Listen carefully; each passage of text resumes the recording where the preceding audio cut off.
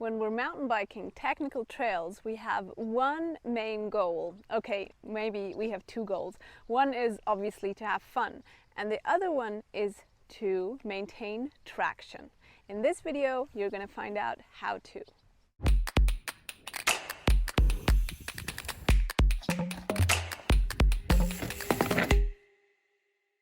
Hi, my name's Roxy and I'm super happy to have you here for another episode of Roxy's Ride and Inspire. When I started mountain biking, traction control was something really exciting for me, and to tell you the truth, I didn't get it for a long time. And then I started to really kind of dig into it and think into it, and I want to share some of my insights with you in this video. Obviously, besides skills, there's a lot you can do about your bike. So bike setup can influence whether you have grip or slip. And one of these is how much pressure you run in your tires. So if you have a lot air or not so much air. I'm not going to go into that today. Today I want to talk about the skills, and of course it matters if you have a soft rubber compound or a hard rubber compound, how you run your suspension, all that kind of stuff. Today, however, I want to talk about the skills, and specifically I want to talk about pressure control. Do you like my videos and want to support me? Then do become a patron or a supporter on my Patreon channel. The link is below in the description.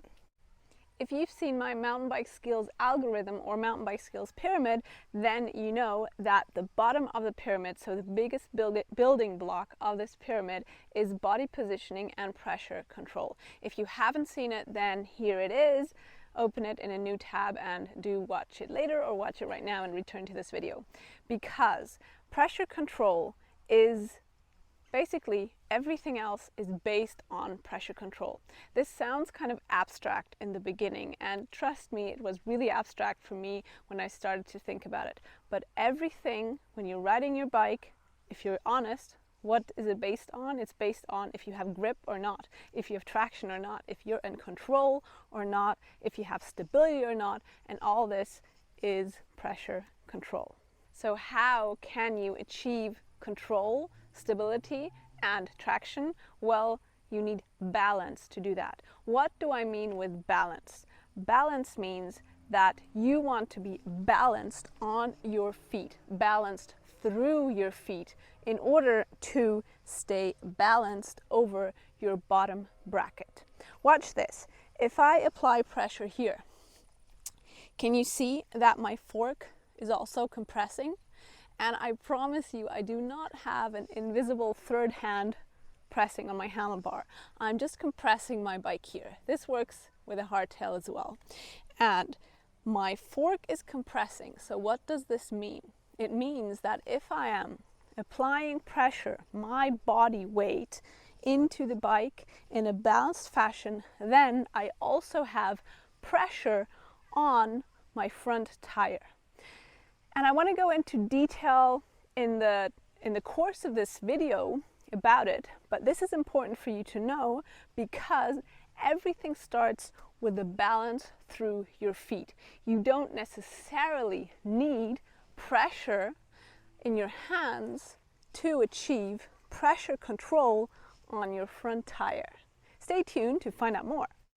So let's look at your rear tire first. How can you maintain traction and grip on your rear tire? Number one is modulating your rear brake. For me, my rear brake is on my right side. You only want to use your index finger and you want to modulate. So you want to apply the brakes like a dimmer and not like a light switch. You don't want to grab and let go. You want to modulate. And then finally dose the strength you use to avoid skidding wheels. That's point number one. Point number two is that, once again, you want to apply pressure control to maintain traction on your rear wheel. What does this mean? For example, when you're braking, you want to lower both heels in order to avoid being thrown forward by the bike. Because when you're braking, using the brakes, your bike is actually slowing down, your body is still moving with the same speed, so you have to do something in order to counteract these forces. You can do this by lowering both heels, which will bring your body a little bit to the rear, and this will maintain pressure control also on your rear tire. Another point is if you're rolling in technical terrain, so riding technical terrain, and you are too far forward with your weight, for example, a clear indication that you're too far forward with your weight is if the tip of your knee passes the tip of your foot. Let me show you. If you're behind your foot with your knee, you can brace against the forces. So I can really brace with this foot. If my knee is in front of my foot and now something bucks me forward, there's absolutely no way I can brace against it. As soon as I want to brace, I'm still going to fall forward. So this is one aspect of pressure control. Knowing what your feet are doing, knowing if you are too far forward and too far rearward, and you're going to find out in the course of this video how you can feel that. Now let's look how you can keep traction on your front tire. If you look at your tire in detail, you can see that you have these little buddies here. They are made to maintain traction and of course also to accelerate when you're riding straight ahead. These on the side, their job is to maintain traction when you're riding corners. And by the way, that's why you need to lean your bike in order to use those to maintain traction in corners. So that is one point, is in corners, yes, you want to lean your bike in order to have traction, and you do not want to lean on your handlebar. Although this sounds really intuitive that you think, hey, to have traction, obviously I have to lean on my handlebar. Well, here's the deal. You don't want to lean on your handlebar because remember when I showed you this? You have traction on your front wheel if you're balanced in the bike. So if you have your full weight evenly distributed between your feet, so your left leg has 50% of your weight, your right leg has 50% of the weight, you're really nice and heavy and balanced on your feet, you're in your nice foot wedge, so your front heel is low, your rear heel is up, you're balanced and wedged between the pedals, then you're balanced in the bike and you have ideal pressure control.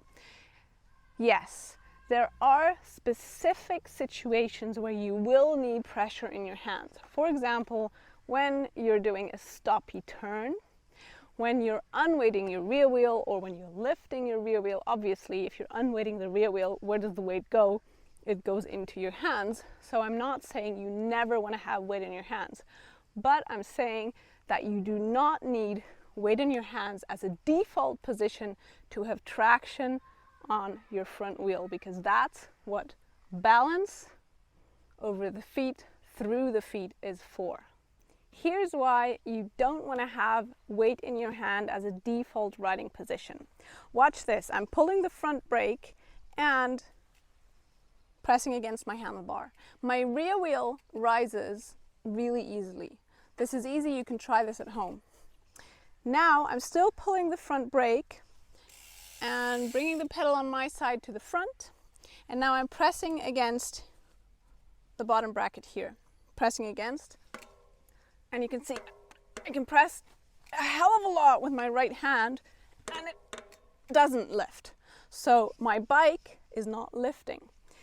The reason for this is the pivot point is here around the tire patch where my tire touches the ground. And from here to the bottom, it's about a meter of leverage. Big leverage, little force, big effect.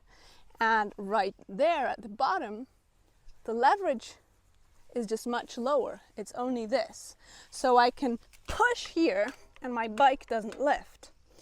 What does it mean? This means that if I have my weight on my bottom bracket with my front heel low, then it's much harder for the bike to tip me over to the front. And that's the goal, right? We want to stay on the floor, so on the ground with both tires, unless we want to do an endo.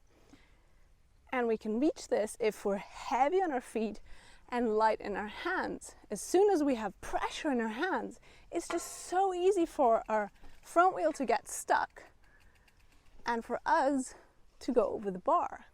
Here I have this exact principle demoed for you on a step, and after the step there's a small little rock. And you can see if I push my bike and I have pressure in my hands, then you can see that my front wheel gets caught and my rear wheel rises. Now you can see me riding this section. I am balanced through the feet, which means I have my weight evenly weighted on the pedals, and I'm riding the section really smoothly because I do not have active weight in my hands. I have not demoed this with active weight because I didn't want to hurt myself.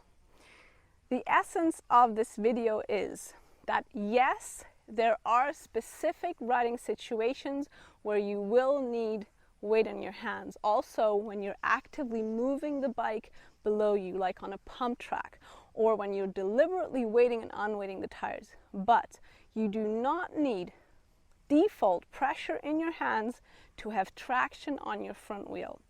What do you need to have traction on your front wheel? You need a balanced stance through the feet, your front heel low, your rear heel adjusting to the knees.